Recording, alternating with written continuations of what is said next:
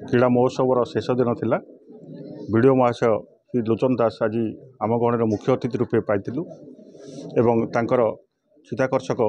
भाषण अर्थात पिला गढ़ी तोलिया पंचसूत्री कार्यक्रम जो देले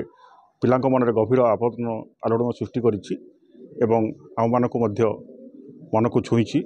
तेणु सार आदर्श पिला माने गढ़ी उठंतु एवं तांकर आदर्श पिला माने तार मन रखी विभिन्न कार्य प्रतिपादित करंतु यह ही कामना एवं मीडिया बंधु मानकर आज सहयोग थिबारु समस्त को आउ थे धन्यवाद अर्पण करी वक्तव्य को रखुछि। कार्यक्रम सुंदर धरण होता एवं पिला मानकर सहयोग मध्य थिला। 3 दिन है कार्यक्रम चलुची। ये 3 दिन प्रायतः 11टी विभाग रे प्रतियोगिता गुड़िक होता एथिरे कबड्डी खो खो वॉलीबॉल टूर्नामेंट एवं विभिन्न कबड्डी उपरे गर्ल्स मानकर बॉयज मानकर shot put long jump high jump running ये सब जिन प्रतिपादित होता। सर्वप्रथम धन्यवाद देवी प्रिंसिपाल सार को आज जो उद्यान उत्सव मत चीफ गेस्ट कर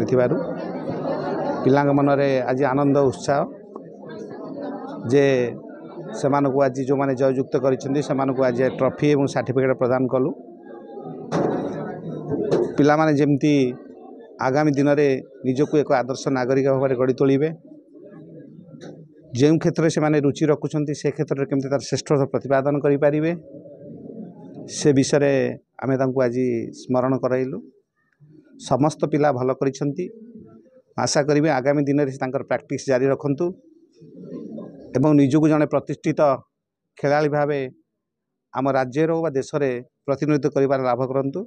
यह ही मोई तांको पई वार्ता।